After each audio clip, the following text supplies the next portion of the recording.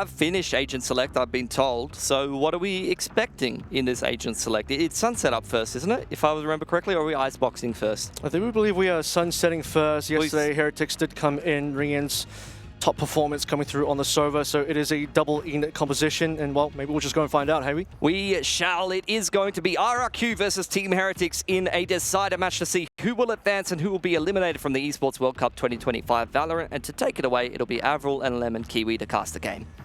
Thank you so much, Mitch. We have Europe versus Pacific. I'm excited for Sunset. Heretics had a great end to their day. They sunsetted against Titans 13-6, but they will be starting on defense, and it's pretty much the same composition, I believe. And Jemkin's on the Waylay. Jemkin's on the Waylay again. It's what he showed up against Titan yesterday, and of course, both of these teams have played up against Titans, but Heretics at 13-6 are so damn nice. It's the same composition, I think, from both teams, just running it back once more where they found their success. Now it's a lot of mid presence, but a double stack over in Market, so Paranoia from Monyet. The Recon gets nothing from Heretics. No pings, but this spike, this is a really big risk from Cushy. The spike is down. Heretics are going to surround RRQ. They're on an island with no raft to get out. Trap has been sprung, mid has been taken, one alive, and one will be down. Xfair, nothing to do in this round. Triple for Woot. And big shouts from the Heretics squad. You see how hyped up, how amped up they were. Squad huddle into a pistol round win. Heretics desperate now to get into this top 8 after taking down Titan yesterday in a couple of close calls. Regaining that confidence now to be in back top form. Heretics with a very strong pistol. And RRQ found themselves with presence and space, but not able to really puncture through either of the entryways they were hoping for. And giving that spike to Cushy. If he wants to go do adventures, it would be nice to... okay, well, Mani is going to go on adventures, and just kept going. Didn't care if he didn't see anything. And it's here. RRQ to make their way into Market. Marines with 3 with the Sheriff. It was R-rated. We even get to see it. And RRQ, well, they're on the site with no spike and no hope for this round. Monyet wanted to make a play happen over top mid. TP through the smoke, but just caught out by players rotating from Link. So that's everyone trying to make their way in towards Market. Held on comfortably by Riyadh. Heretics, no real issues here. Drop a couple members, all good. Clean couple of rounds now. As RRQ start to need to see something bigger coming out from the first real gun round. Jemkin leading the way on this Waylay. So yet to find a frag, but I'm sure it will come through soon. It's the same game plan for RRQ. Stay in mid, but now actually lead out with more confidence and not kind of delay things, because then you let Heretics get around you and all over you too. Jeez, RRQ now with the first rifle round, hoping to not deny Heretics their bonus. And it's the same kind of mid lurk, and you haven't been able to really activate Jemkin on the Waylay. I was a big fan of this on their Sunset. They ruined their opponent here last time. So it's the first smoke being set up here, coming through from Monyet. Also in one rotation over, it's going to be respected by Miniboot. Marshall in hand.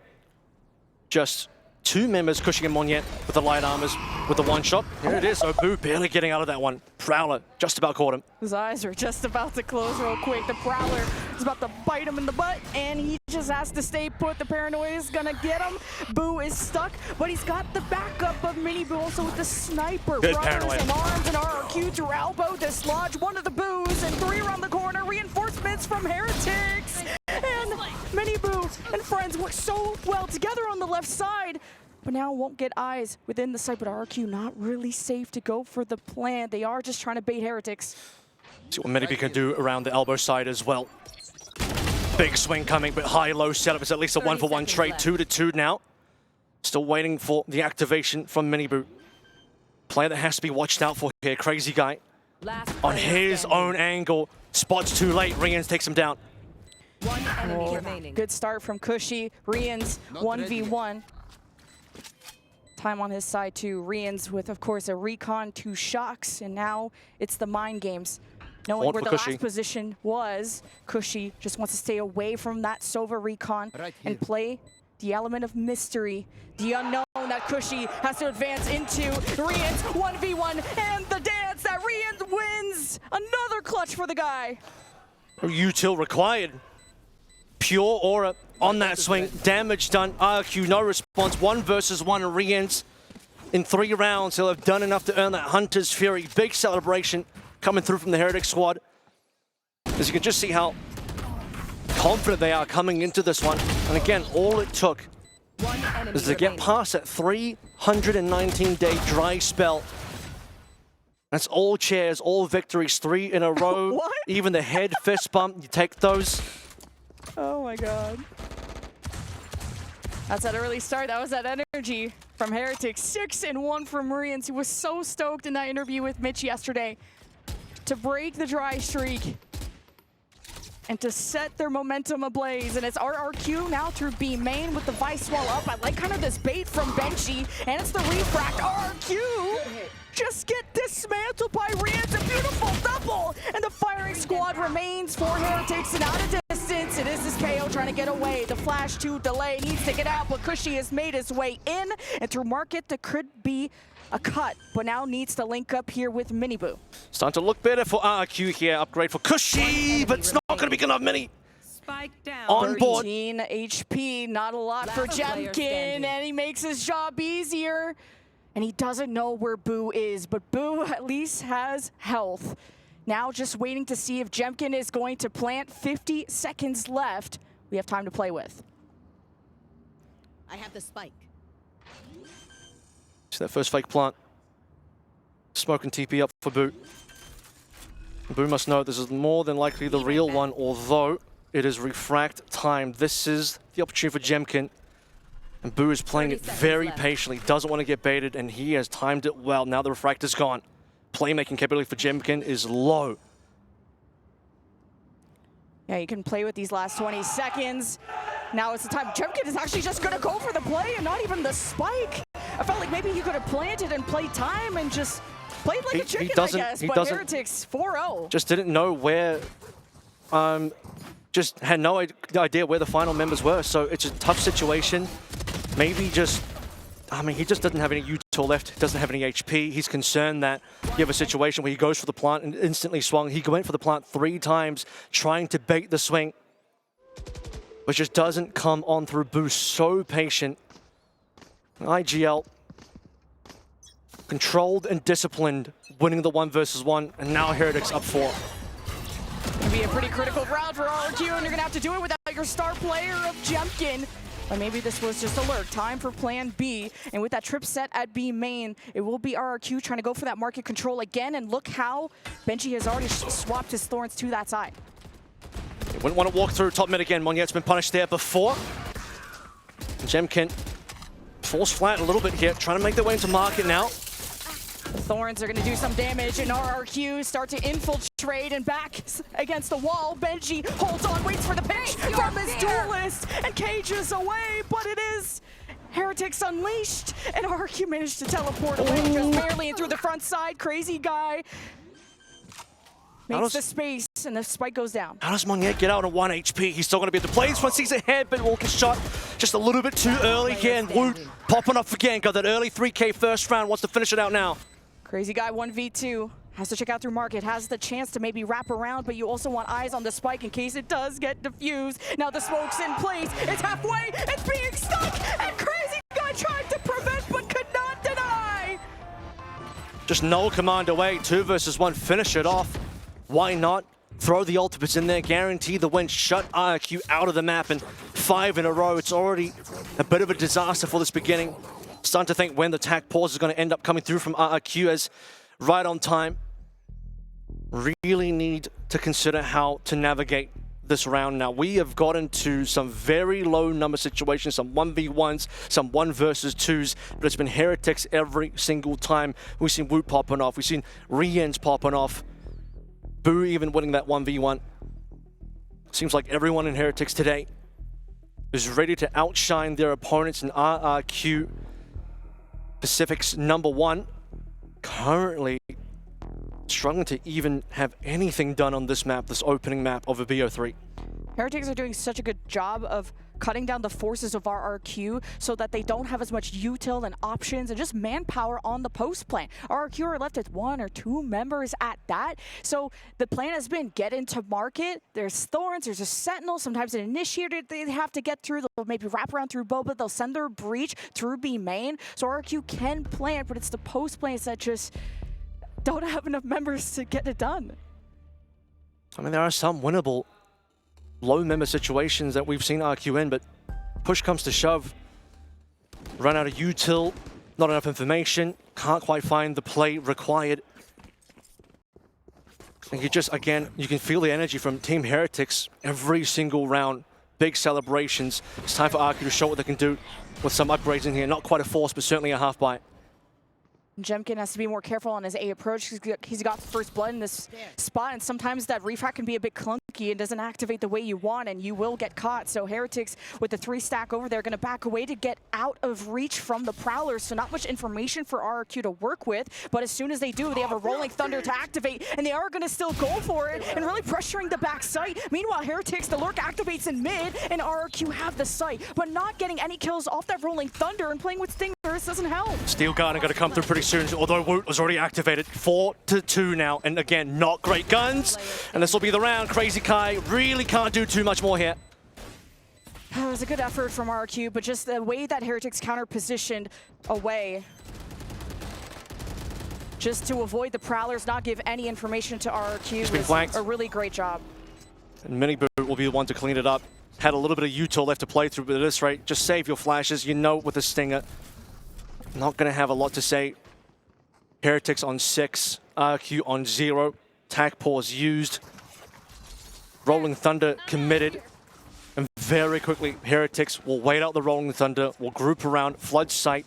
A punish coming from the mid-end as well. Benji Fishy activating for a freebie. Off your feet! And Xfero, yeah, no clue what he was going to be able to do, unfortunately. But another decent one from Rians in particular, another couple of kills. We're going to see Hunter's Fury being built up again very shortly. So now the Heretics are expecting these Prowlers early. Jemkin is at least keeping himself alive in this early round, but now elbow control won't go by as easily for RRQ. And you still have Jemkin that can activate the ult, and a Neural Theft could really kick things into gear. A huge info advantage, which is desperately what RRQ are working towards. Jemkin, he's going to let it through now. Converging pass. Don't know if I end up catching Boo or not. He did try and TP away from this one, but they are going to get sight for free regardless. Yeah, Heretics playing for the retake, and they're fine with that. They like to give up that site, and they have their lurks come in through mid, and RRQ are not going to spread themselves too thin. Now backing away, they cover their flank. Watch the Steel Garden play coming through. Crazy Guy also prepping some util. Have to wait for the aftershock here. Good setup from RQ regardless. Right, Heretics going through the thorns and fire the flames and the smokes. Don't know what to expect on the other side. Crazy Guy with a shotgun. Exchanges back and forth. A paranoia that hits no one from the side of Heretics. And it's RRQ that holds both sides. And Heretics have to pick one to try and bulldoze through. The spike, it gets tapped. RRQ gonna try and deny the defuse. And it's Xfero with the Neural Theft to make sure no one's on the defuse. And it's being held. And it gets dropped. And RRQ have done it. No time to defuse. And RQ have bounced back finally. What an ending coming through from an Xfero. He waited super patiently. I was going to say missing the initial shot to Rians may have costed the round, but he'll end up with the kill regardless.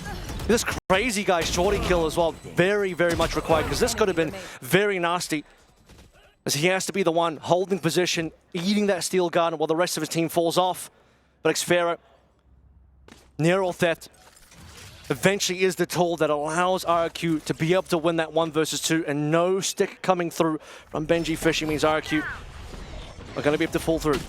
Such a good smoke on the post plant, but now that knife from Woot does reveal some things as RQ had to slow things down, and Jemkin suppressed but not blinded from the paranoia, so he's going to play things safer. Yeah, suppression is very, very strong up against Jemkin.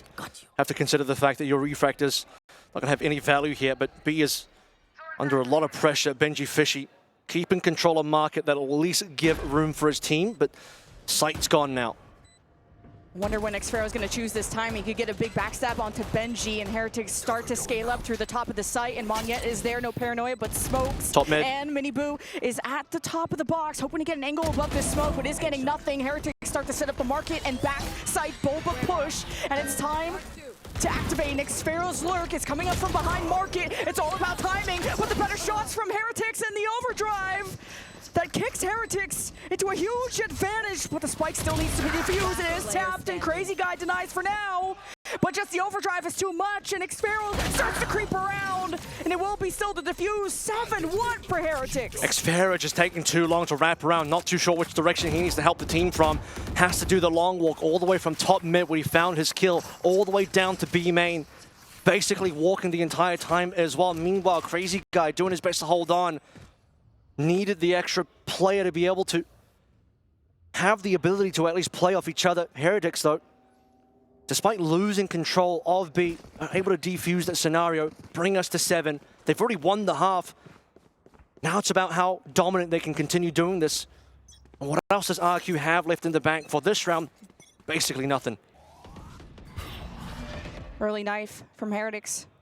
Not getting the ping on Jemkin. RQ, since the start of the map, haven't gone through mid. It's been a lot of B pressure, though, and now with the Vice Wall in place and no market push from RQ, they could have a chance to get isolated. Oh, they played through market in an earlier round and just got shut down by Rian's Sheriff to clean up the 3K. This time around, it'll be full B refracting. You might not even have to refract out, just a double dash clearing the way through, and they'll be B secured once again. But Benji Fishy wants to say something about a good scan.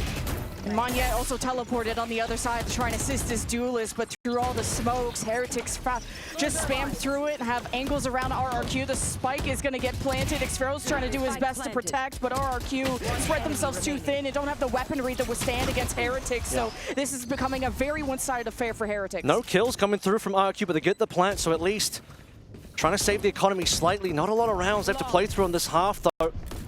A nice flawless to end round number 9, and for RRQ, surely this is not going to end in like a 1 or 11. They need to be able to pull through at least for a 3-9, try and cope for a bit of a 3-9 curse, or rather a 9-3 curse. One enemy remaining. Heretics are all over the map, so fired up, so powerful looking today. RRQ looking like they're taking a bit of a nap so far. Their woes from early in the tournament continuing now. And Heretics' stronger side on Sunset yesterday was on the offense, and they did start 9-3 on that side. And to put up this good of a defense, their retakes have been incredible. It's RRQ utilizing the Waylay, where Jemkin did defeat Titans pretty much single-handedly. And honestly, it did not even come down to the agent. It was just how mechanical that guy was on the first day of EWC. But now you're realizing that the kit around Waylay, it just simply isn't going to be enough. You're not getting as much refract value. Yes, you're maybe baiting out the Vice Wall. He didn't refract out of it. They kind of just committed to it. And that Vice Wall has been just a thorn in the side of RRQ to not rally behind their duelist. Heretics actually won the attacking side versus Titan before we even got to the defense in that 13-6 game yesterday. 8 rounds offensively. Well, they closed out 5-2 in that second half. So basically what I'm trying to say is still got a strong attacking side to come through from Heretics, although not too sure how long they'll need to play on the attack, because right now they're getting so much of the defense that for RQ, they don't pull through something very soon, or they need to start thinking about map 2 on Icebox instead. Yeah, Jemkin has been sometimes going on solo adventures and endeavors, hoping to reward his team with the first blood, and he also has had to dial things back, is also being the first victim of RRQ. Now with mid-presence, Hunter's Fury hoping to separate the flock of RRQ, and he does get Crazy Guy and more, some injuries on the side of RRQ. Looking at a lot of 0 credit agents from the side of RRQ. This is such an important round to try and convert. You have a Nightfall to do so, but now you just don't have a team. A 3v4 is what RRQ would have to convert. Dead Boo is clean playing off the one-way. Yeah, just the ability to kill the Prowler, then instantly snap on for the 1. Will bring numbers down to a pretty workable 2 versus 3. Nightfall up for Cushy, but they lose Crazy Guy, and they lose the Rolling Thunder. Now Jemkin, he's up first, but doesn't have refract, so he's just going to get cleaned up. Could have been a big moment. We're used to seeing Jemkin with a cape on his back, and now a sealed guard and Cushy Well, wow, just two tapping Mini Boo, and that's not enough to shred his plot armor. This is going to be a very quick sunset for Heretics. Would have liked to have seen the RQ players group up a little bit more, play off the Nightfall. But just a little bit of an overextension, trying to maybe set up, getting some info on the A-Link. Walking through, triple face coming through from Team Heretics, and what can you really do about that situation? A lot of back and forth here. That was a crazy shot from Boo to be able to readjust that quickly. Could have been a very different story with an extra player alive for RQ in a 3v3 instead of a 2v3. Mini Boo has to hold on. I'm seeing a fast push big from flash. RQ and a death ball, and Mini Boo does some good damage. The one way has been insane, and Mini Boo's just gonna stand and deliver. He really trusts in Boo and RRQ. Still managed to get out with all their corpses alive somehow. Jemkin does take a decent amount of damage, but yeah, like I said, surprising they can get out of that one. Rians though says absolutely not. Here comes that double. No Nightfall for you. Xfero just was in a position to clear through mid, and RRQ got completely off guard with the top mid completely exposed. Now you know the Outlaw is lurking about, and RRQ will have to just clear and scale back through A, and there's still a one-way, and there's still Boo, and what you thought was going to be Mini Boo, the brothers, on the right side of the map. Crazy Guy has still plenty of util left to play through. Very important that he makes it out alive into the post plant. If they can take down Boo here cleanly, who, by the way, does have a couple of TPs available, but no other util just yet until his smokes refresh. But look at this. We've already got the call through Mini Boo to assist. And that's info as well, I do believe. Knife catches one. 30 seconds left. Now trying to get info, if they can just dry swing, get eyes on the sight. Seeing this Rolling Thunder is worth it, and they're just going to go for the guarantee. It does not contact on Mini Boo, and the crack into the cage, and the crack in the heads of RRQ, who are just going to have to go through a deficit and turn that all around. But it's Heretics with more than enough, and Crazy Guy hoping to save the gun, because again, the economy is absolutely shattered for RRQ. Forced to save, just doesn't even have time to walk forward, find the spike or anything. And he used the Rolling Thunder, but is only going to be able to clear through part of the map. Mini Boo obviously hiding away in alley is going to be free to shoot, and I'm not even too sure it fully connected onto Boo, who was able to at least TP across to try and avoid. But yeah, I talked about this. Could we see a 1-11? I mean, what a disaster of an opening map that would be for RRQ. But Rians has been absolutely solid. He was player of the match yesterday up against Titan, and now today leading the way. Beautiful double Outlaw shot to get things going for Heretics. Just the spacing from Heretics is so good. They know how to dial things back and not give up too much and really dance well with RRQ. Now with the haunt through mid, Heretics step forward. This is a painful spot they've been in before, and top mid they've been punished. Going through market's been back and forth. The Thorns will still stand in their way. That's what Jemkin can do. Nothing, unfortunately. This is the last round, by the way, and that's going to mean Converging Paths is gone, Nightfall is gone, and the entire round is gone. The entire half is gone. That's really tough.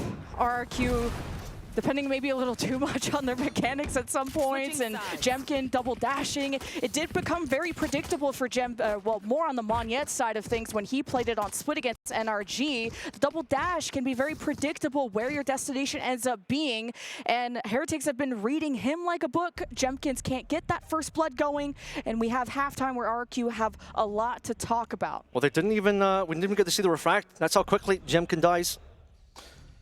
So once again, really believing in the Waylay. I'm not too sure that that's necessarily a problem. I think this is more of the entire team, but also the case that the entire team of Heretics, the momentum built from yesterday, as said multiple times now, and even in conversations with other players, Zekin said as well, he believes in Heretics. All it takes is to get that one international win.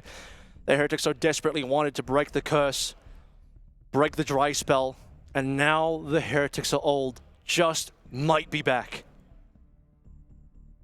Yeah, I'd be curious to see just like the amount of assists on the RRQ side, because when I was saying like depending too much on mechanics, it doesn't feel like there's a fault line, a rolling thunder, a team wipe, a death ball. There was sometimes you saw a bit of a death ball around Jemkin. Paranoias are not consistently hitting, and it's not because they're bad at the game, it's because of the spacing. Heretics play so far back, they know what to expect. Prowlers playing anti-rolling thunder, knowing what the game plan is gonna be out of RRQ. Such solid reads on the defense for Heretics, when I thought the offense was what was going to be firing for Heretics. But yeah, you're not even going to get to probably see that much of the Heretics offense. Yeah. 11 to 1/2. It was their stronger side yesterday, and they only need a couple in here, which means for RQ, it is a must-win pistol. Nothing else you can really say about that. They lose the pistol, they're going to have to end up forcing straight away. A force on the defense is super ugly to look at, unfortunately. And for Team Heretics, they put themselves in an insane position. The RQ mentals have to be cracking at this rate. It's going to be a long break for them to really settle down and think about what Icebox is going to look like, because to even the numbers here, 10 in a row for RQ, I'm not seeing it. I could see Jemkin kind of adapting a chamber-esque play style of put yourself kind of in a vulnerable spot, one that can take risk, one for that first blood that he's so desperate to convert and then refract out and really make Heretics wonder and have to re-clear your positions. Now Miniboo commands your attention as he does. He's been such a true star on this map, one of the best neons on Sunset that we've seen at EWC. And he's got the attention of 2 defenders while the rest go A. He's actually got the attention of 3 crazy guys moved over as well, but now it's thought better of that. Miniboo trying to make a little bit more noise. If he gets some kills here, it'd be beautiful, but he's slowed down, he's hindered, but he's still able to get the kill. Jemkin, what is going on? Heretics on elbow at least, and will try to get the ball rolling, but there is one at the box, and Cushy by his side, and it is just good protocols from Heretics. I think RQ not able to trade themselves, especially with Crazy Guy smoked off. There was a flank from Xfero in a 1v1 against Wu. It's a good headshot. He'll head his way either to elbow on the left side. It would be a big risk. He doesn't want to get sandwiched. He has to move quickly. Such a must-win round for the pistol of RQ. They're having to convert it at a deficit. Xfero, the longest standing member, unites with Crazy Guy caught with util in his hand. And Xfero has to do it all. I think it's a 4K coming up if he can do it. Benji, though, does have more HP. The camera to see the upcoming W or L. And Xfero with 4 saves RRQ. They needed that so badly, and Xfero has been the one to deliver previously. In that one round they got in that first half, which seems so far away now, but in that second half, when a pistol comes on through, and the last bit of info gained from Crazy Guy, it finally comes in. Rough situation for Jemkin, though. Is it, though? I mean, he got the hinder onto Miniboo. Just loses to him anyway. Thankfully, Xfero, though. My goodness. Nice little 4K to come on through. Didn't even need the flash assist. And just finds the timing as Benji Fishy is still looking around to see what angle Xfero is going to come from. Xfero takes advantage. Oh, this goes here. And Xfero's the type of guy who keeps the morale up on this team. He's been on this team since 2022, and through thick and thin, they lift the Pacific Trophy. And this would be the biggest comeback of all time, but at least want to try and build back the positivity for the upcoming map. And it's once again now, oh, that's actually just Boo this time going top mid, and Riyadh is hoping to follow up and kind of peeks out of the smoke. Jemkin's not going to let that go by. Certainly not. Cushy, similar things to say about this particular round. Obviously, Heretics, low equipment coming in through this one. You'll have a bit of a timing here for Boo, but can he do a 1 versus 3 now? Does find an upgrade. Take this. I'm out of here. I'm out of here. Not too bad, but also missing the spike, missing a lot of health, and his position exposed. You got a high-low being formed from RRQ and kind of using these steps. Miniboo's trying to make it look like he's triple base. Going back to A main. But RRQ stick to their ground. Gun here. Swing through from the top of elbow. All 3 RQ waiting for you. And it's all over. Of course, anti-eco from RQ to give themselves a little bit more space as they're desperate to hold off the 12. Once that 12 hits, not too sure it's possible anymore. Not too sure it's possible even now, but at least One enemy remaining. brick by brick, layer by layer, starting to build something together. And I think even now, this is going to be a really important 3rd round. It's not a bonus anymore. No, this is a must-win still for RQ. And now Heretics. Ball is in their court. They have a lot of buffer to work with. but also RRQ have a one-way on the right side. They're going to try and stack up around market and just rely on the camera that's deep into B main.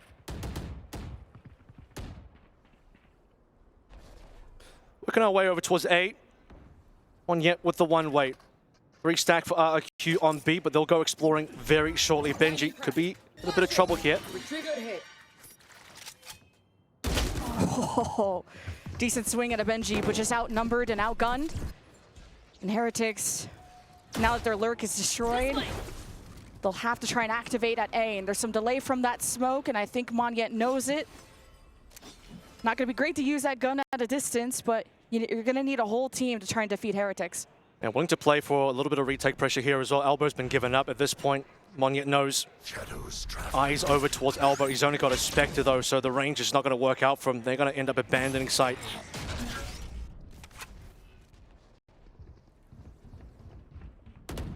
"30 seconds left." Spike down and RRQ exploring around mid as a death ball. Take this.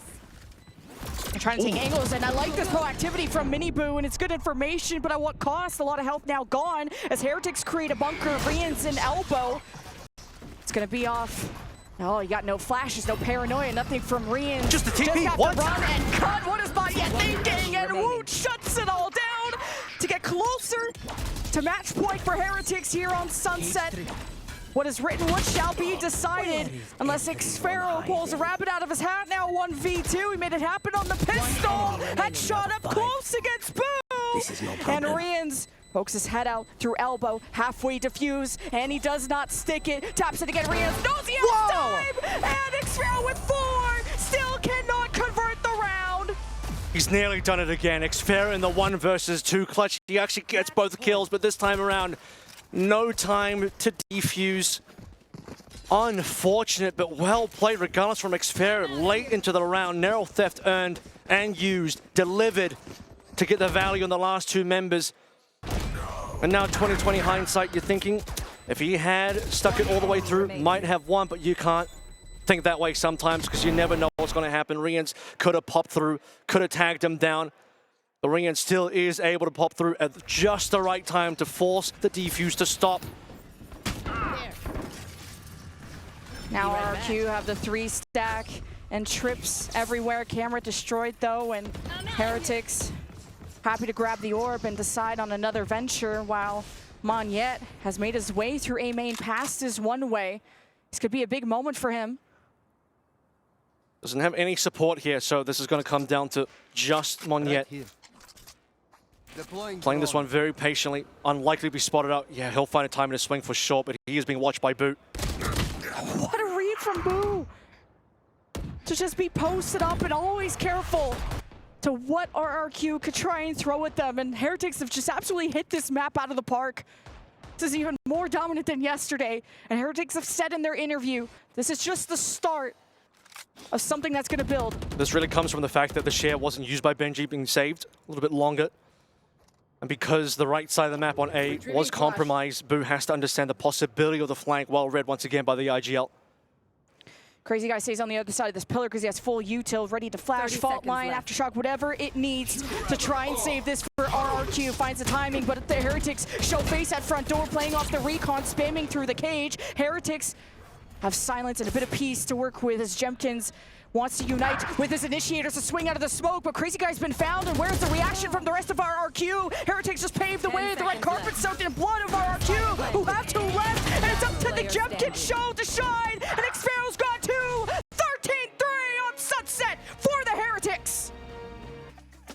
Thanks so much, Mitch. Yep, we're on Elimination Station. Keys to be crushed and a top 8 a ticket to be earned, and you're needing to really get those coaches going to get the morale up, especially after that last map. I liked what I saw out of Woot just in that previous map. Bringing the KO once again for Icebox. Rians, of course, Sova, deadly as ever, MVP from yesterday's Titan game.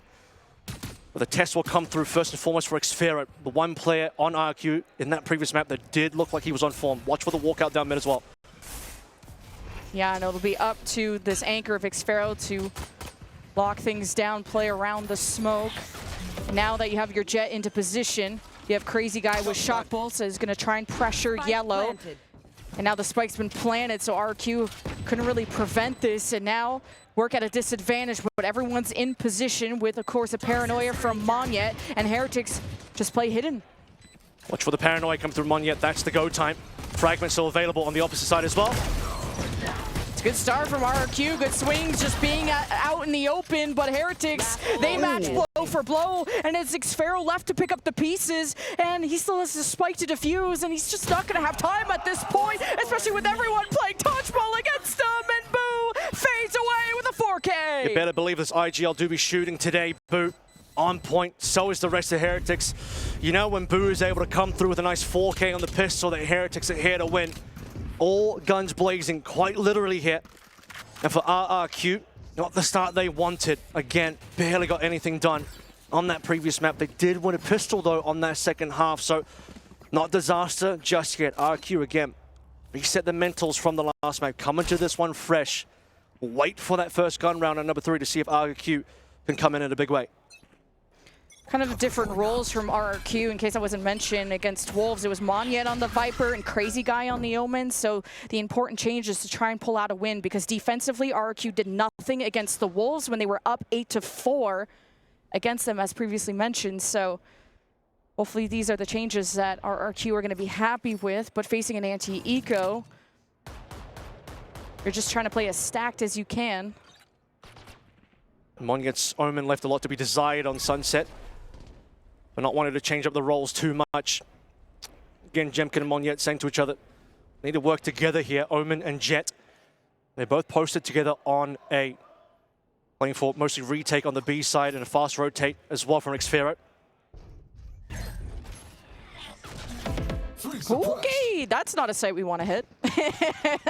Trying to outrace now the stack of RRQ while, you know, not being really intimidated. And I think this is where the Guardians are going to hit even harder in a long-range site like B. Well, Spike is taking a while to make its way.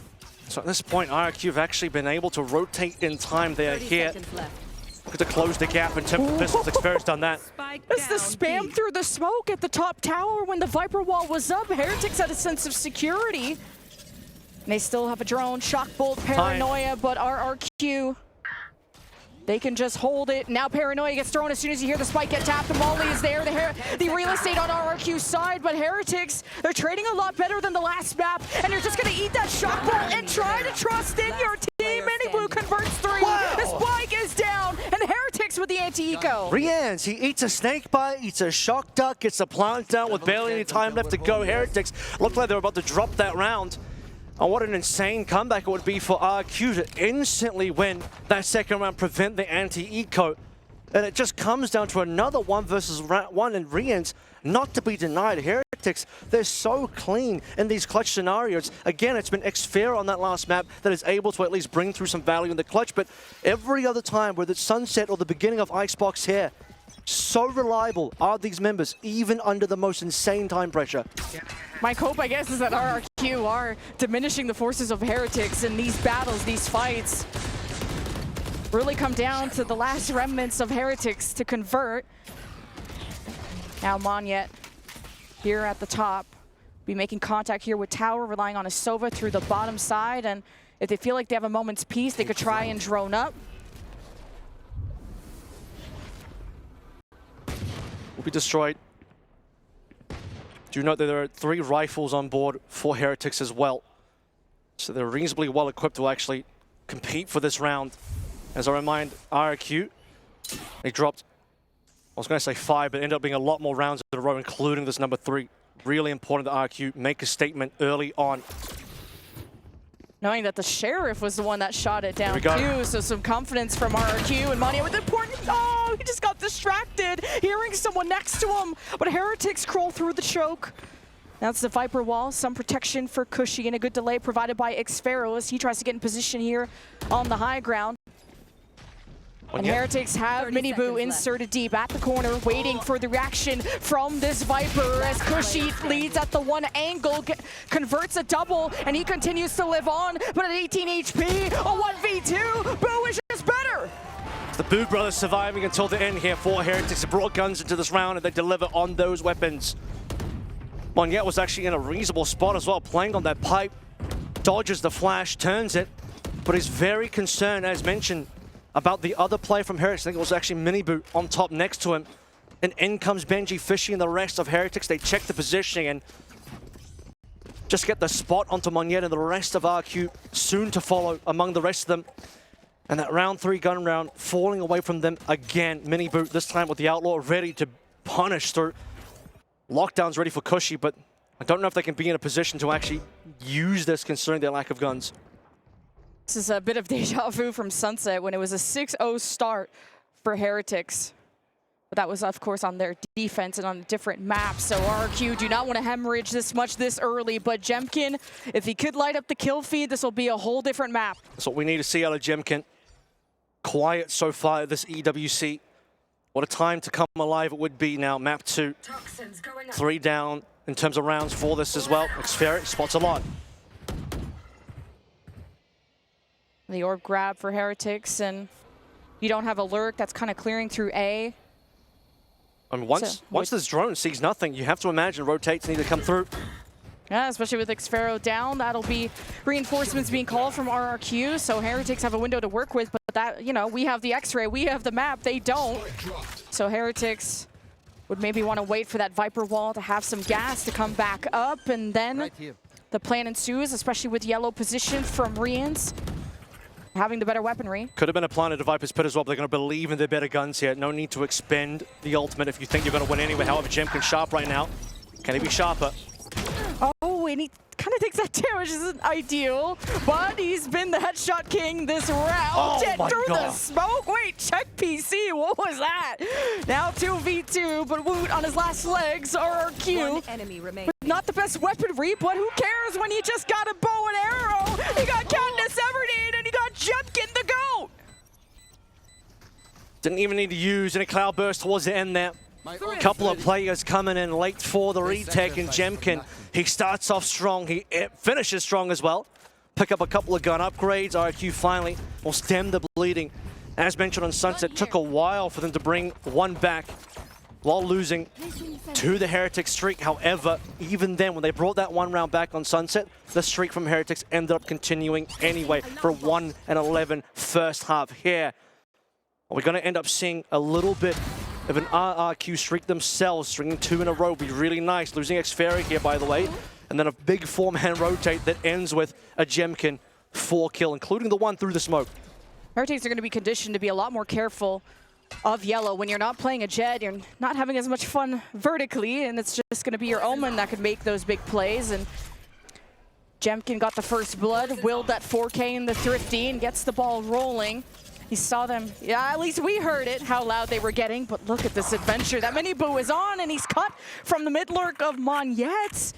Now Heretics not gonna feel so safe. Need to wait for that Viper wall, and it's a Hunter's Fury from the defense. Once, you know, Heretics are trying to get set up, but this Hunter's Fury doesn't seem to deter the Heretics.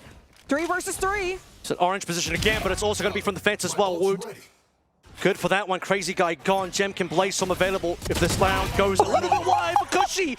Oh my goodness, just finds the timing from above, and Jemkin with the coup de grace to give RQ the 2 rounds that they needed. Absolutely. And the lockdown, just the cherry on top. Maybe you could argue he didn't even need it, but Jemkin, he was just simply, I guess, crippled by the agent. Now that he's on the Jet, I know Mitch was going to be really excited to see him on the Jet, one of his best agents by far. And you could tell how much more confident he is. He's taking more forward positions. He's exploring the map. He's got an op. Again. Keep up. It's an orange area, the double pushdown from RRQ that Heretics were not ready for. 2 players being caught there. And now a fast approach. Jemkin sees good information, but misses the shot. Crazy guy converts.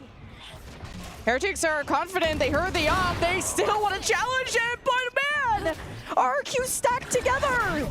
They get just dismantled by Heretics, and now this op's not going to be as well protected. Here comes the anchors and the pits from the offense. Now there's no space for Jemkin. He trades his gun, and Heretics weren't expecting him to be this close, and Xferro just has no chance. Crazy guy and Monyet just get in Jemkin's way. Brother's out here trying to snipe, and he's saying move. I can't see anything. For RRQ, that could have gone a lot better considering the great angle that Jemkin had. Missed the initial shot, but the rest of the team still picks up at least the 1 kill. And then the rest of RRQ want to get busy, but just a little bit too busy in Jemkin's POV. Not able to get that secondary shot on the AWP and whittle the numbers down at Heretics to even it up a little bit and get a little bit excited about RRQ bringing it back 2 rounds, and instantly Heretics say no. Back in the lead, 4-2. Wire's getting crossed from RRQ, and that means you don't have the op and you're back on a save, and kind of back-to-back thrifties, both in round 4 for RRQ. 2 rounds later just now was Heretics converting a thrifty, so. Check the massive walk down on towards B. Benji Fishy is smelling it, but he's going to leave his turret to check for that info a little bit later on. Playing for retake on A though. Look how far back Cushy is. Crazy guy as well. A little bit off the angle. Jemkin does have a hero rifle to play through. Gonna save that Riyadh's Hunter's Fury for the post plant, it seems. They're confident just using this util. Scale up 1 by 1. The turret's been taken care of, so behind Boo has a 1 versus 3, and he keeps it on lock and adjusts some damage, but not enough to take out the second. He goes 1 for 1. Next up to watch the flank is Benji. Xfero locks in, and the flank develops more, but Heretics, they march on forward and take care of the defense of RRQ. Yeah, they just walk up and say, we'll win this side of the map. Okay, you have the flank control. Let's swap sides entirely. And it's the gun from Boo transferred to the other Viper on Xfero now. His brother Mini Boo still on site down though. Jemkin, he's really feeling it now. This guy might be able to win the round. He's a threat. Xfero has to watch to the left and trust that Jemkin has the right, but there's a flash from Woot. Jemkin, while flashed, still gets the kill. Rance with the recon, won't be distracted. Jemkin, confident as ever. It's time to get Ewok the coach to delete Waylay from the agent selection screen for Jemkin. Never want to see that again. The Jet is the truth for this guy. Finally, seeing the Pacific powerhouse duelist come alive. And as I mentioned, what a time for it to happen as well. Backs against the wall. A terrible, really embarrassing sunset. And now suddenly an Icebox where things are getting more competitive. Monyet will still like to improve his stat line a little bit, but can be safe knowing that at least Jemkin is firing up when it counts, reducing this gap down to 1 again. Jemkin buys up to the op again. Now hopes to reorganize RRQ's A defense to not get in each other's way this time. Now checking out back Snowman. Miniboo's actually going to stick this, so this is trouble for Xfero. He's not going to go for the early pits and just gets surprised by Miniboo, and this cracks open B. Xfero knew as well. He had the right read, but just couldn't land the cross yet. Good crouch from Mini will be able to prevent that from happening, and now causing further issues on site itself. It's Cushy feels around it, but he gets the kill to Woot through smoke. Just spams the default. It's great ears from Cushy. Just hearing that spike, reacting accordingly. Now down below, Miniboo continues to be a menace in the shadows. From Snowman to a villain. And RRQ still have, it's not impossible, 3 versus 4 as you're up. Needs to be unobscured by any Viper wall. We'll have vision, and Heretics should just not poke this. Let the turret do all the talking. Let the Sova util do so on post plant here for Rians. It's good information. Jemkin can't make a connection and now has to escape with the op. Hunter's Fury there as well. Just in case things go badly for Team Heretics, but really 4 alive versus 3. Turret prevents Jemkin from getting on the line. Wall comes up as soon as you get any sort of presence found by that turret. And just a little bit too difficult. Cushy tried his best, prevented the plant at least for some time. But once he gets traded and the retake comes on through, not enough to be able to get the work done. At least Jemkin is going to save the op. Also, a little bit too hard to retake on that op sometimes. Now trying to avoid that op. At least Heretics have been lucky just heading to A, but it was all the Miniboo TP that forced an adaptation from RRQ to now have to re-clear through Snowman, come through mid, and try not to hemorrhage more to the Miniboo plays. And just Heretics have had those big playmakers, a lot of 2Ks, 3Ks from their side on Sunset. Such a high ceiling for this team, and RRQ are keeping up now that Jemkin is in the lobby. Good to see the reputation of Jemkin start to really shine on through for the team, considering how this tournament has been so far for RRQ. You start to see why this team was able to win Pacific against strong competition. Start to see where the strengths of this team really are and how they can be applied. As Heretics, I can think that they start to realize as well now that, okay, brand new map, Q are coming in a little bit more refreshed after the massive wake-up call that was that sunset. So this one's going to get a little bit more competitive. Q is certainly the type of team that you would expect to be able to drag this one to 3 maps. It's Heretics that have had luck at B, trying to avoid the op, and now Jemkin going to keep himself in the middle, ready to be called upon at a moment's notice. And no early pit from Xfero to maybe kind of deny one of these sites early from Heretics. At least the smokes in place will delay things. Still not great weaponry out of the side of RRQ. Obviously, with the operator in hand, the rest of the team is going to buy up to support it.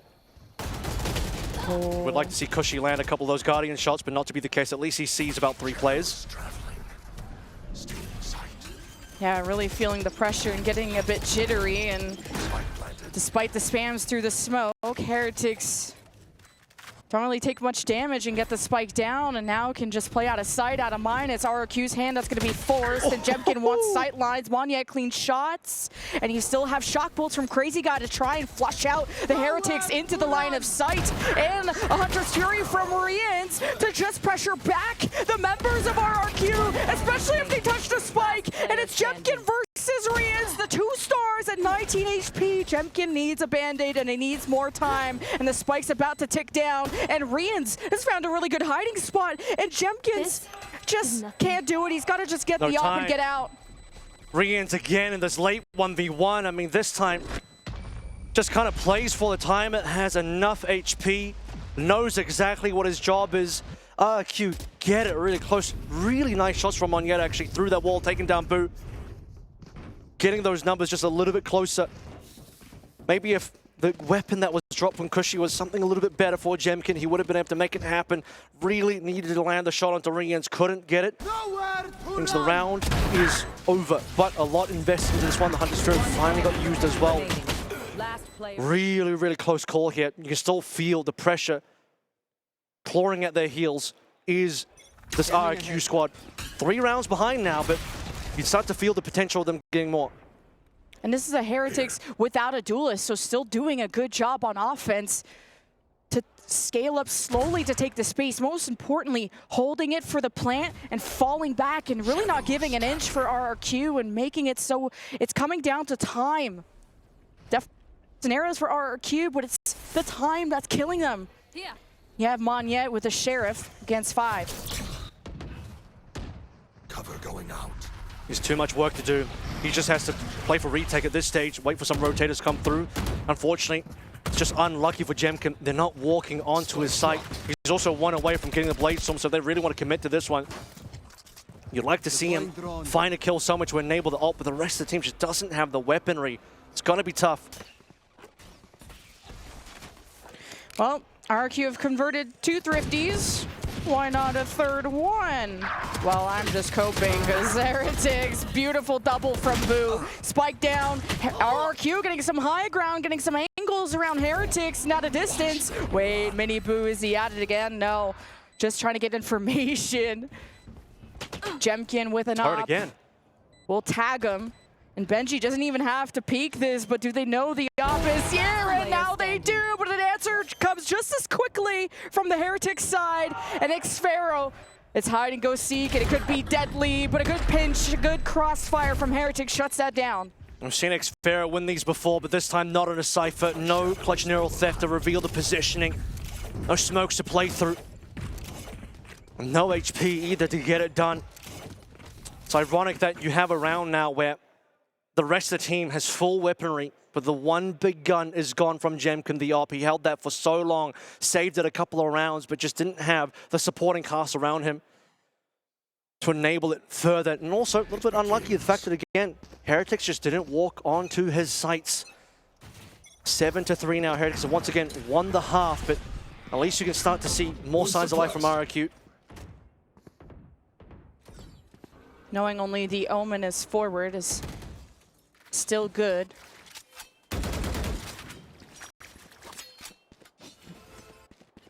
But now discovering where Jemkin in, that has been the biggest threat, the X factor from RRQ that Heretics are desperate to shut down because Jemkin lives so long throughout these rounds. He hasn't been giving these first bloods to Heretics like he did on Sunset. He's rotating fast, wants to be in the action. Bomb grenade out. He's got to make it just in time. A little bit of slowdown here as we wait for the plant. There will be Viper's Pit as well. Really good smokes from Mini-Boo to protect themselves, and RRQ are trying to spam through it. They have a good recon, and Crazy Guy isn't here to try and Hunter's Fury. Use the Xpharaoh Pit, and Mini-Boo 3K. Kills any chances of a retake from RRQ. Just completely off angles. They did not expect that Mini-Boo was going to be so far forward, likely a TP, and for RRQ, caught off guard. I mean, the backstab was certainly real there. And with the Viper's Pit up, 4 still alive, RRQ once again, they just know that it has to come down to a save. Really, if they had one more kill into Cushy, one more orb, perhaps you could play the lockdown, but there's no real way to buy yourself into a 2 versus 4 in this particular round. So we're going to go further on now, give Heretics 8, play into the final round of the half to see if RRQ can at least convert a 4. Spirits are definitely high on the side of Heretics. I'm hearing them giggling Last round in the half. and feeling as confident as ever, even after the 3K. I didn't have to hear a hauler over on that side. They don't not only think they can beat RRQ, they know that's going to be the result. And RRQ are trying to rewrite a different story. Both controllers on left side. Last round of the half, and RRQ, once again, not enough weaponry here. Jemkin happy to take the Spectre, knowing he'll pull the Blade Storm out once things get dirty. One away is still Cushy, wanting to get that ultimate, then it's going to be 5 ults. And Xpharaoh opens early, Mini-Boo gone. Xpharaoh has had really big moments for RRQ. Now he's going to help Monyet just get out, just in case there's more around this B-long side. As they watch through the mid-cut, and wow, Monyet finds a second one for RRQ. Toxins going up. He wants to take it to his own hands and will be able to do so, at least for a little bit of time. That'll relieve the pressure now. Heretics watch over towards the A side. It'll be a late rotate for Boo. Bring the spike over. Riyadh has essentially cleared the site now. This is a retake for RQ on A. Yeah, because you don't know the location of Boo, you're just going to have Xpharaoh anchor B while the rest reinforce, and Heretics lurks activated. It's taking too long to get the spike over. Riyadh's taken out from rafters as Woot will fill the gap. Now has 2 doorways to watch. He really needs to live, though. Boo can't win this if Woot goes down early here. They need to be together. 30 seconds. And RQ, they have the numbers. They're happy to allow the plant to come in through and play for full retake. Look, they got 4 ults to play through still. This is huge. They can prevent the plant, actually, with Hunter's Fury. Oh, did just hear someone at the stairs. Good flash and shuts down the Hunter's Fury. Woot celebrates a solo hold, it seems, and now the spike goes down. A lockdown. 10 seconds left. Spike planted. Send the name. He'll give you something to celebrate. About 3 kills. Just beats the timing. Swings through unexpectedly. And the Hunter's Fury, like you say, has gone Xpharaoh with it all to do now. He's got the 1. He's good for clutches before. Viper's Pit. This is going to be tough for Woot to play into. Woot only has a fragment available. Wait. Gets on the spike. Oh, he's right behind him. He had time to do a whole dance to figure out what he wanted to finish him with. A 9-3 half. It's got Heretics in hystericals. Xpharaoh thought he had a little bit more time to play through, didn't realize that Woot was that close, and Woot says, I will happily walk into this pit. Win or lose, we got a lot of rounds on you. And they'll get one more, 9-3 to end the half. Look, it's better than the 1-11, the one that we got from RQ on Sunset. They'll beat that by 2, but really, is it comfortable? Absolutely not. You're gonna have to see another star-studded pistol come through from RQ if they want to have any hope of bringing this one back around. In the early rounds, I believe up to round 7, we were as close as 3 and 4 on the scoreline. But since then, that was the last time that 3, remember it, because that's all that RQ get. And that 4 turns into 9 for Heretics.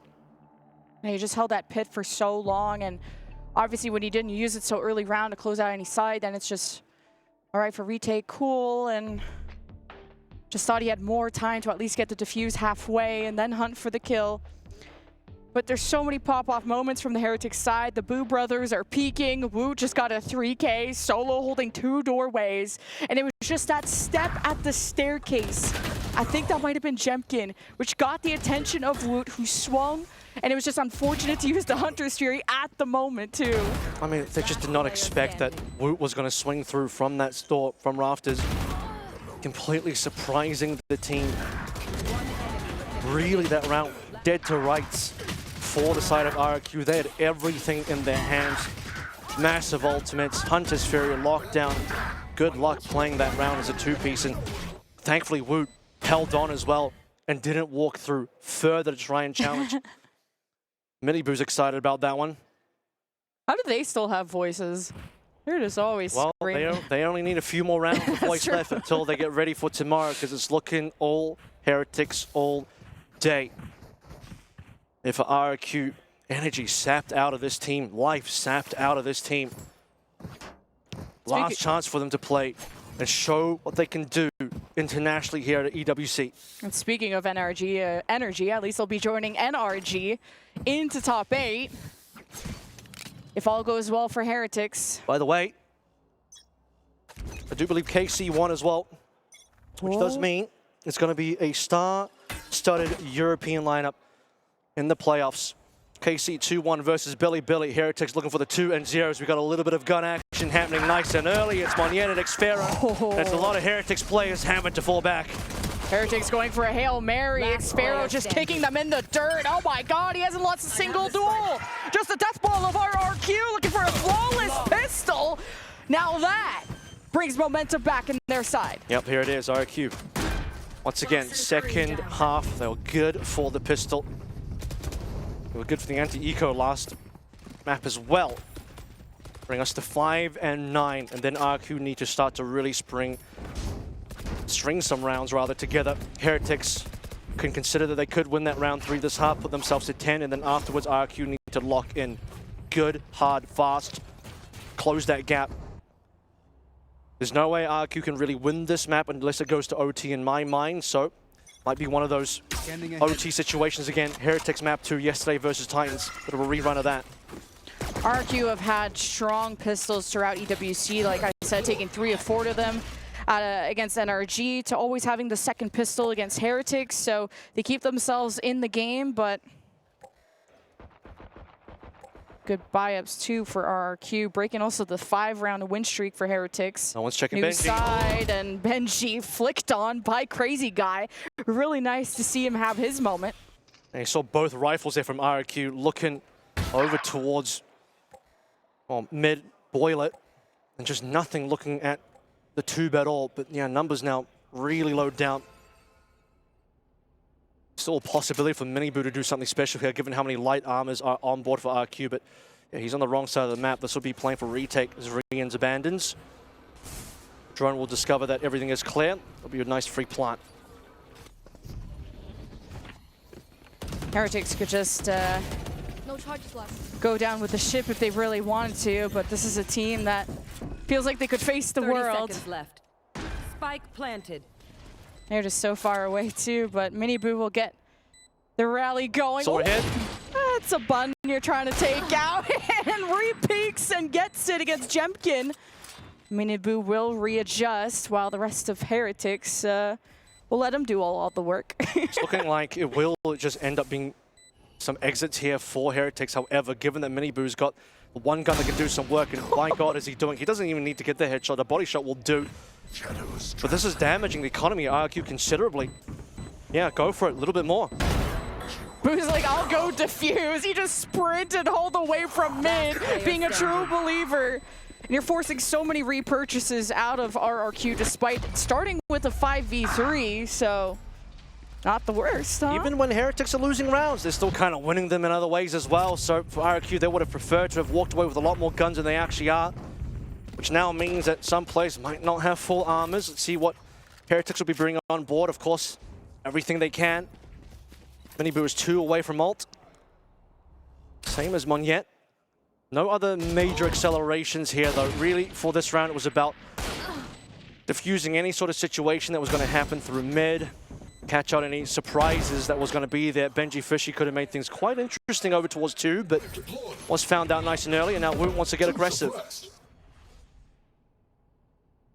Good pings, especially on Jemkin. But it is a bit of a split, as now mid gets pushed as RRQ try to find their way around, but Heretics have taken care of business on the front lines. At least Crazy Guy remains with the spike, but this flank from Xfero could really be something special.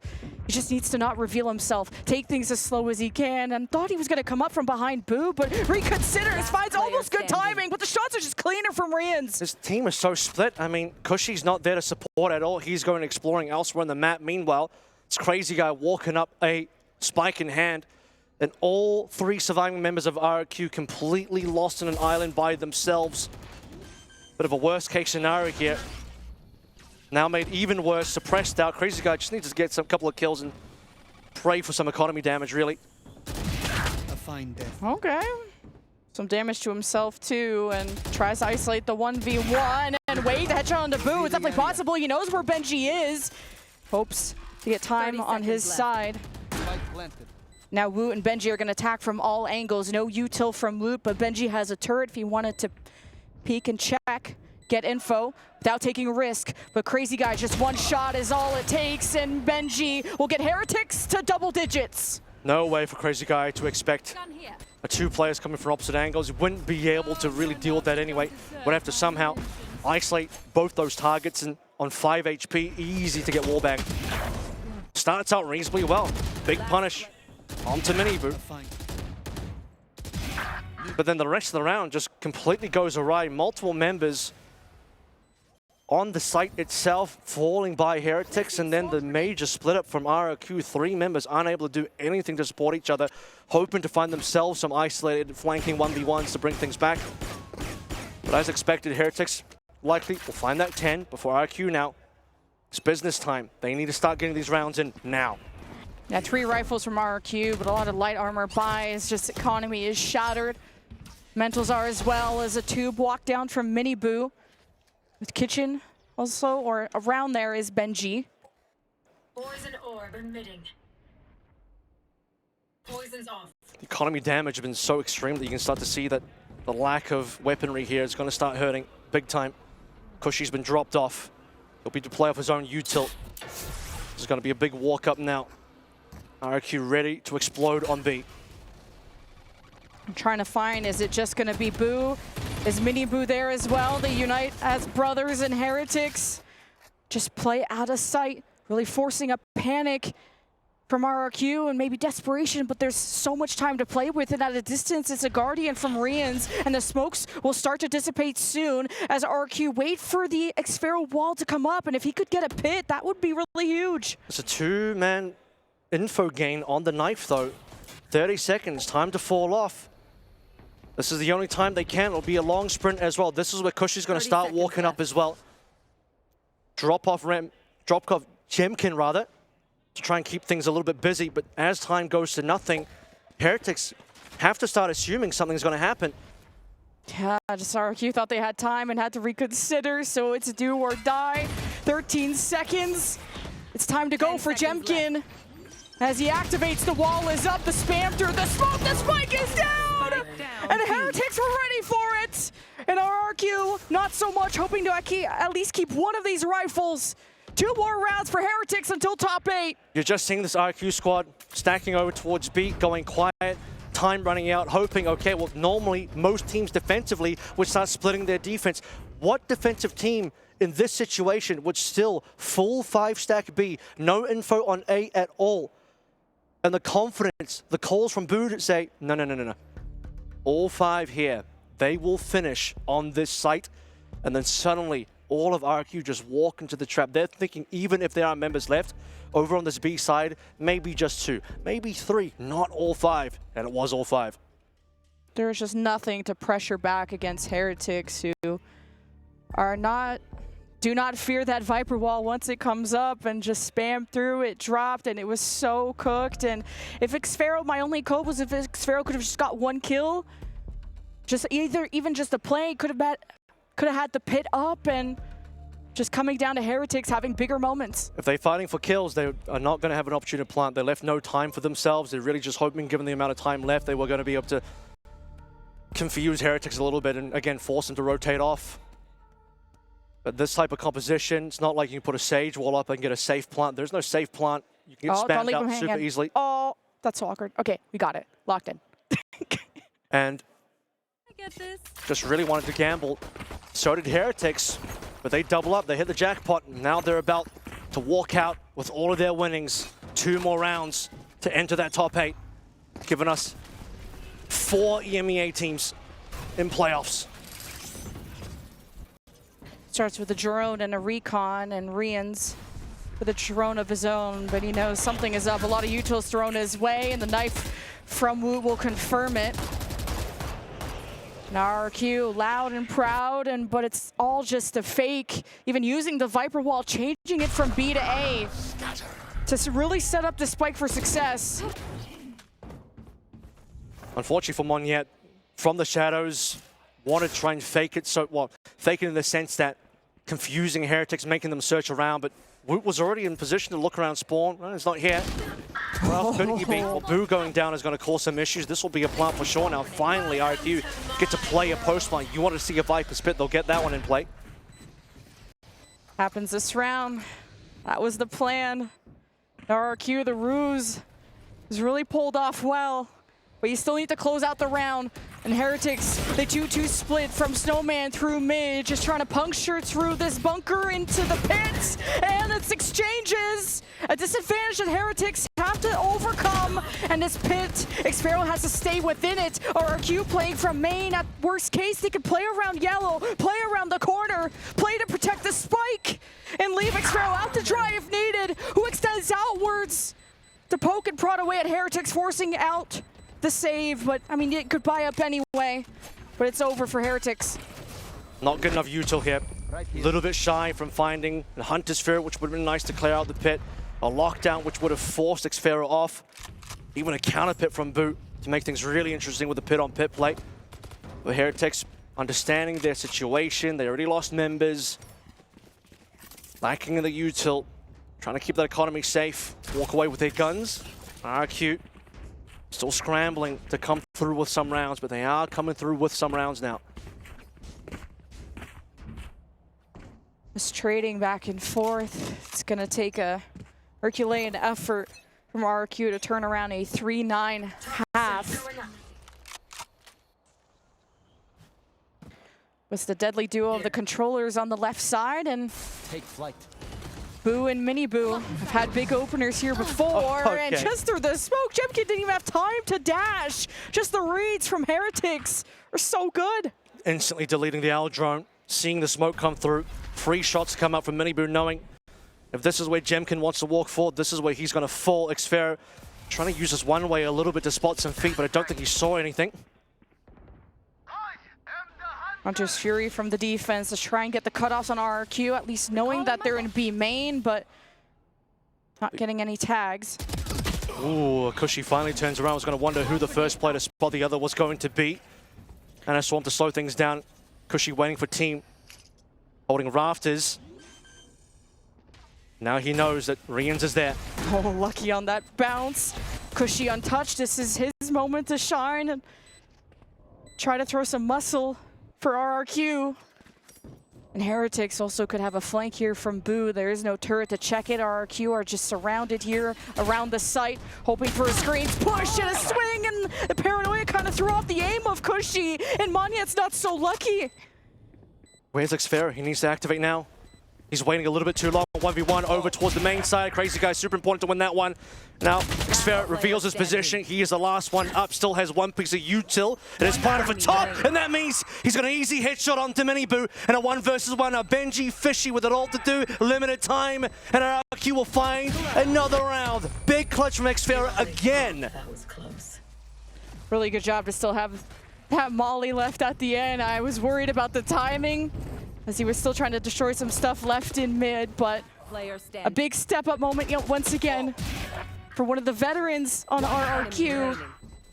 And he did so on Sunset, a little bit late, but better than never. So important, the crazy guy though. Need a drop. In the early part of A, in that lobby section, he wins his 1v1. If that doesn't happen, it might just be too many members alive for Xferra to deal with, but we've seen him so many times in these 1v2s. He just delivers, man. Well, Jemkin does not care about being suppressed, but may need the mobility, but he's assisted and supported by this Hunter's Fury. Wow, I'm surprised he didn't get a tag, and woo! He's playing chicken over there, but RRQ now hoping to flash. No, it's actually Woot flashing on the other side of the wall, and the double swing, and it's stacked up, trading back and forth, and wait! A 3 from Riyadh, 2 from Fishy, and it's 12 for Heretics. How's that lineup going? Riyadh with that nice collat. Heretics. Excellent bounce back, putting themselves in match point. They didn't even have full whip ring, didn't even need it. RRQ, that was their moment to start to put some momentum on the board. That could have been 8 to 11, 3-round gap. You're thinking, ooh, this one could definitely go to OT. But guess what? 5 rounds, perfect now from RRQ required. And they've been playing anything but perfect today. They've had a couple of winnable rounds go slip through their fingers. That was one of them. Now you're on a broken bye, and RRQ have had no wind in their sails, nothing more than a 2-round win streak over this entire series. Turrets destroyed. Heretics just download them. And the ceiling from Heretics has been ever so high. And it's the climb through top 8 that they hope to do so against international competition they haven't seen in a while. Now RRQ really slowing things down here on this round. Look how terrible their buy is as well. At least they finally have, or at least they will have, Hero Vandal on Jemkin, lockdown available. Faking the TP as Monyet, just in case there was a nearby member, thinking that he was going to go top. Walk down coming through the mid side as well. Got a cushy lockdown too. I'm wondering if you just kind of want to go for a more guaranteed round or hoping for the post plant. You did hear that drop down, so RRQ have some information. The flank is being watched from RRQ, and now it's a bloodbath, and the site taken for RRQ. I was going to say it wasn't good information coming through Woot's knife either, because he only finds one, and that one is typically a lurk anyway. What an opening shot from Cushy. A one and done there. The bad news is no lockdown, and the lockdown's on the other side instead. So evacuate, and now you hear the steps of RRQ leaving. And because that turret is gone, because Cushy isn't here, Crazy Guy's on flank watch. And they are playing quite distant here from the site. Paranoia first from Heretics, getting established here on the high ground. No detains, Monyet on last life, Spike being tapped, attention being called, RRQ all on the high ground, ready to swing.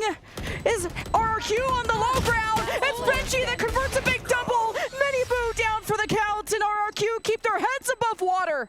4 rounds more to go for this RRQ squad. Those will pick up a couple of upgrades as well. As a reminder, when it came through with that one hero rifle, lockdown not even required coming through from Cushy. He did his job, one and done. Nice sheriff shot. And despite Benji Fishy putting in that ultimate, putting in some work, too many members falling by the wayside on that A site in the back. And timeout now. For Heretics to just finish this off. 1 round, 1 play. Trying to figure out what is going to be their plan against the lockdown from RRQ. Because Cushy has that. He just wasn't alive in that round to counteract the other lockdown. So, and this is, by the way, the first Heretics timeout all series, as you would when you win 13-3. Nothing really to chat about. Ain't broke, don't fix it. Now finally getting met by some pushback because they know that RRQ are not done yet, and they're not dead yet either.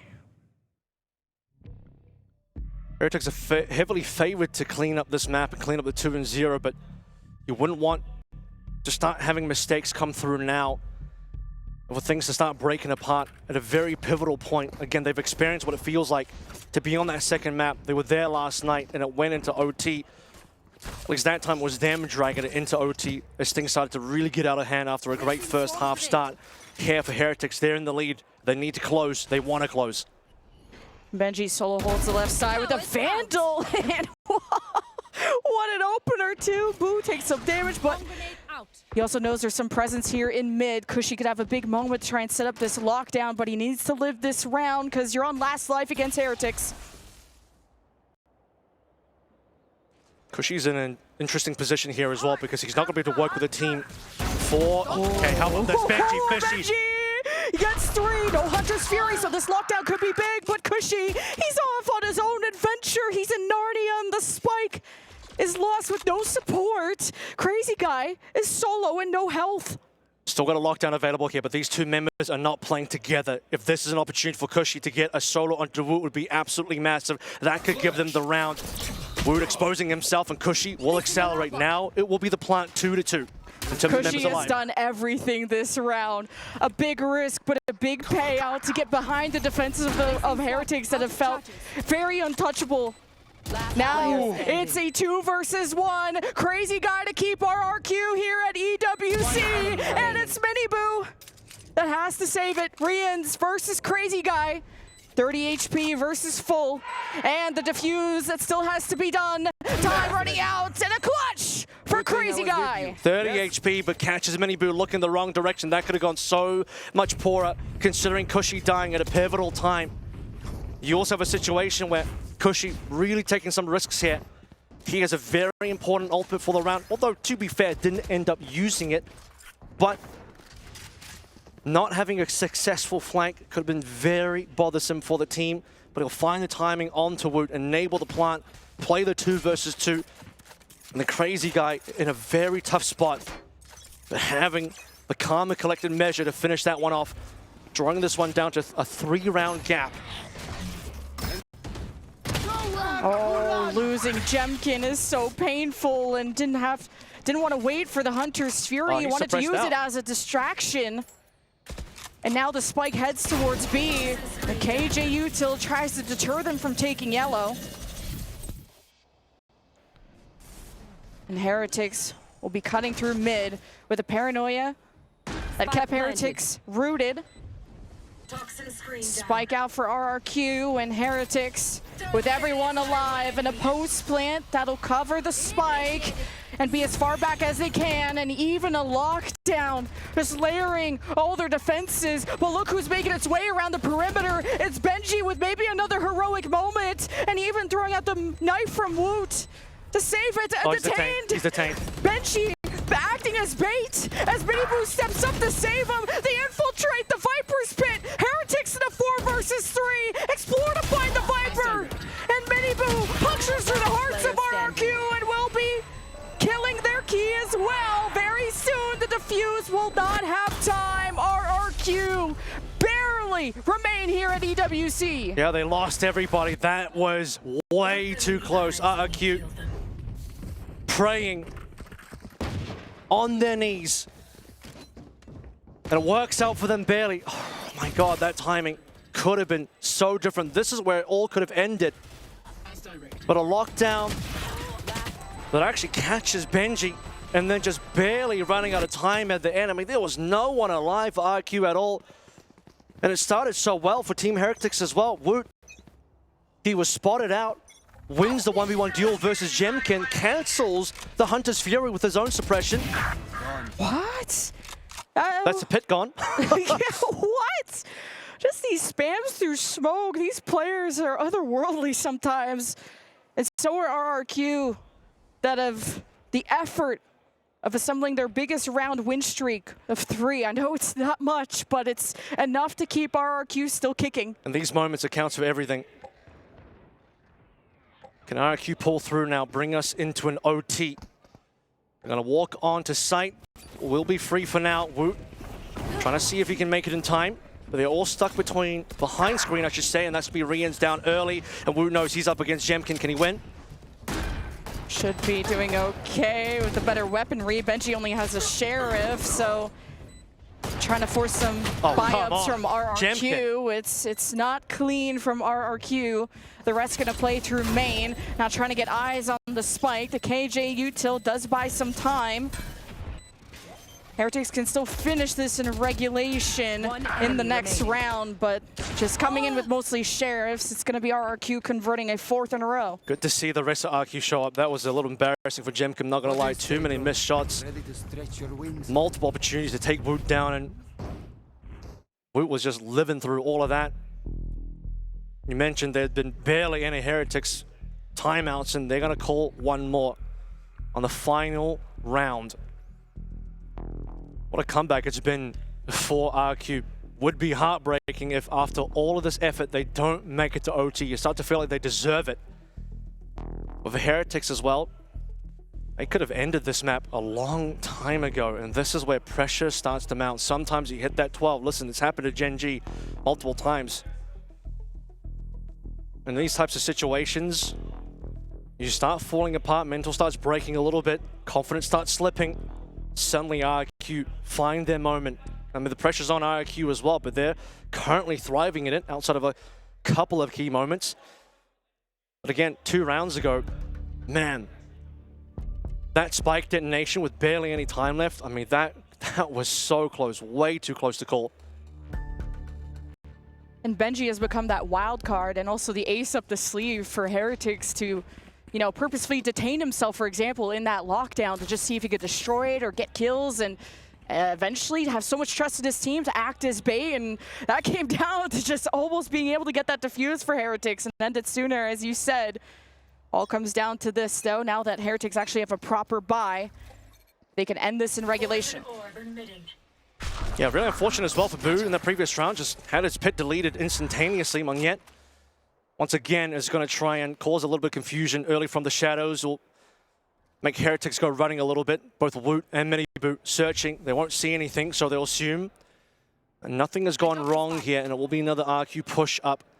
Another situation where, unfortunately, this time for Heretics, they've made the wrong call. They've gambled heavily on B before, where it was correct. This time, RQ, they're in such a great spot to get the plan going and to win the round. Rians is Guardian, or not Guardian, sorry. He will be the Guardian of A, though, but he is smoked off, and now it's trouble in the Heretics camp because they have to rotate over. That's the key here. Benji Fishy, lockdown ready to go. Nothing really from RQ to counter that one. That's their opportunity to buy themselves into this retake. Ready for the lockdown.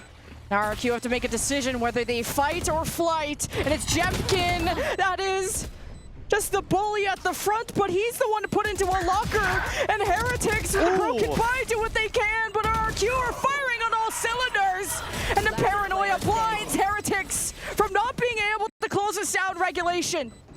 Monyet, he's been quiet all map and all series, in fact, and what a time to come alive. He still hasn't even hit double digits yet, but man, that was the round where once again, Jemkin can't do it. Monyet finally reveals himself. It's not a 4v5 anymore. OT has been found, and now Heretics are left scrambling a little bit. Momentum's gone away from them. You start to feel the mojo slip away. Doubt starts to crawl in. Memories of losing multiple internationals start to flood in as well. You can see the cheers, the jubilation, the laughs. Gone for now for Heretics, but still an opportunity to lock in. Look how many rounds in a row. 5 for RQ just in the last to be able to drag us into this OT. 5 chances for Heretics to close this out and finish the series. Now into OT. How can you not have fun when you had an 11-1 start in the previous map to a 9-3 half here? You just thought it was going to be a quick day.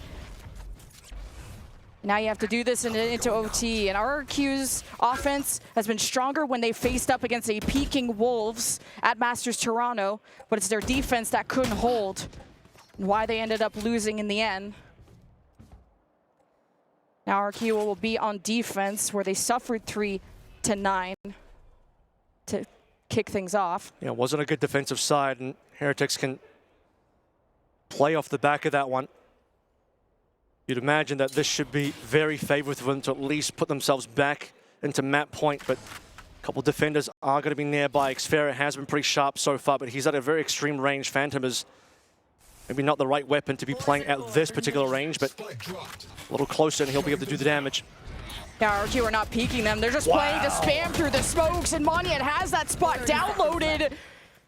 But Woot fires back, a really good response. There's still one threat that looms, and it's Cushy, and also Xfero within the smoke, and Rians is dispatched. Xfero trades 2 versus 2, and RQ RRQ unite, and it's Jemkin that needs to come alive when it matters the most. And Xpharaoh, the veteran, by his side, and Boo and Yellow is isolated. He won't expose himself too much until the moment is right. And it's Jemkin that can't go out quiet. Now circling around through Yellow, left to right to down, and Boo and Heretics, match point, series point.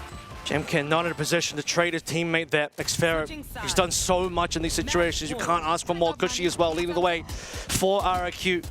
Has been so sharp at winning his duels.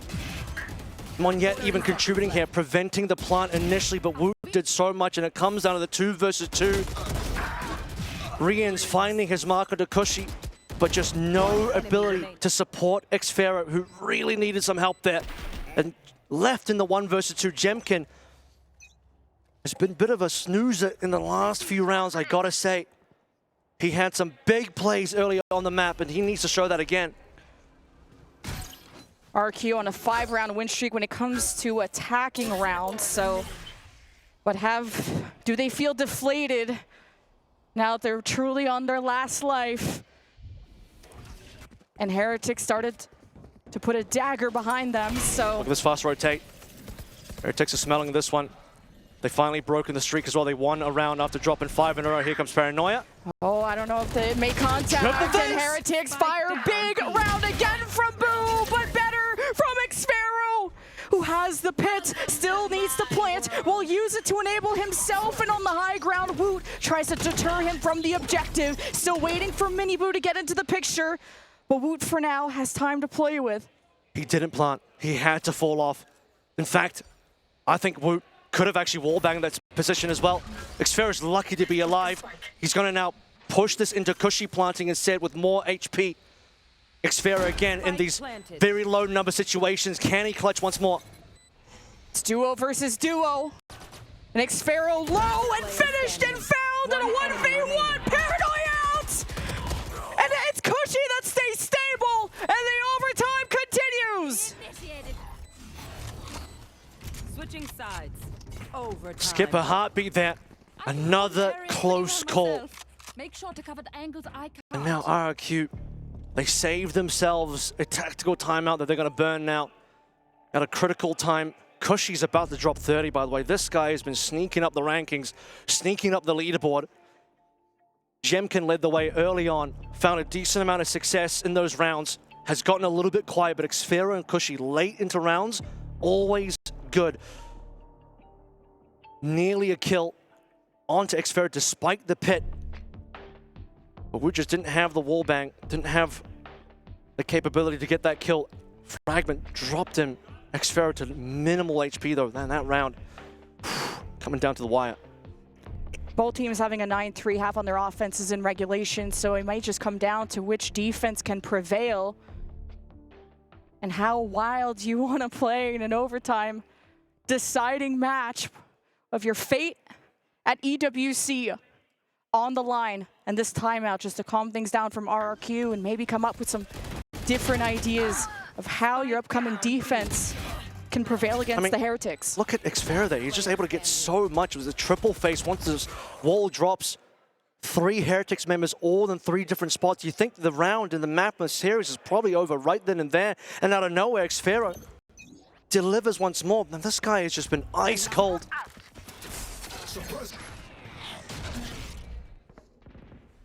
Watch the op. Jemkin hasn't had that in a while. Hasn't really succeeded though when we last saw it in regulation. So would love to find some success now.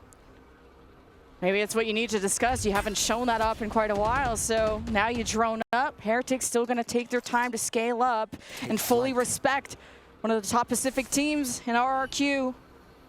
Drone gets past the wall and may have not spotted the walk-up from Heretics, so an edge and an advantage flank may be pushed here for RRQ. They're going to play for full retake here, really hoping that RRQ, we're going to find some people walking up into B. Not going to be the case. Crazy guy down early. Some of your retake tools are going to be gone. That does allow Jemkin to swap his operator for a rifle, though. Up next is Cushy. He'll get onto rafters. Right below him is that Omen. Star-studded roster of Heretics. I want to convert another attacking overtime round. Miniboo Cushy's in. reestablishes the smoke. A good paranoia Cushy's from in. Monyet enables Cushy, but Heretics react better. It's a double for Cushy, and he could activate again, and he gets the lockdown.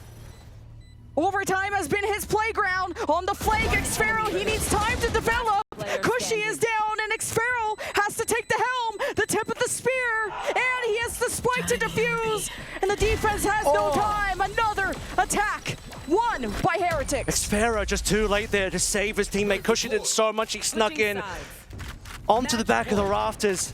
Completely unspotted once more. He's one away from 30. I think he's gonna get the 30. There's just barely enough time in it.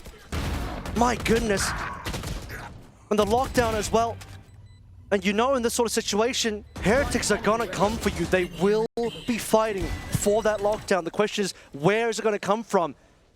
Xfero just needed to activate there a little bit to provide some support, because otherwise it's just gonna be a little bit too hard.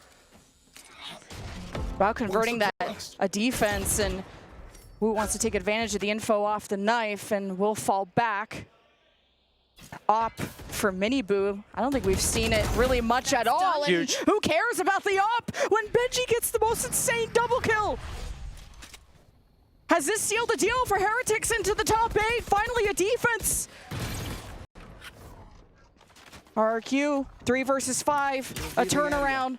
Shock bolts, paranoia from Monyet. This has to land, and there's a clump for Heretics. Deathball v Deathball. 3 versus 3 within the site. Walls down. Good paranoia. Monyet paranoia goes to make contact at the front. He studies, and he gets 2 before Benji heads for the ace with Crazy Guy, who needs to settle down himself, and he'll get a second to plant, but the lockdown will send him far and away. Does he have an angle? Benji Fishy has limited HP here. Good timing from Crazy Guy. He sees the body. Can he get the kill? Oh, the shock bolts! Oh, it forces Benji down on the ground! And it's not Benji with the ace, but it's the final kill for Miniboo! They've done it. Team Heretics, through all of the struggles, 319 days. Boo says, trust us, we're working on it. And the work is paying off. What an insane win. It came down to OT again in that second map. But now 2 in a row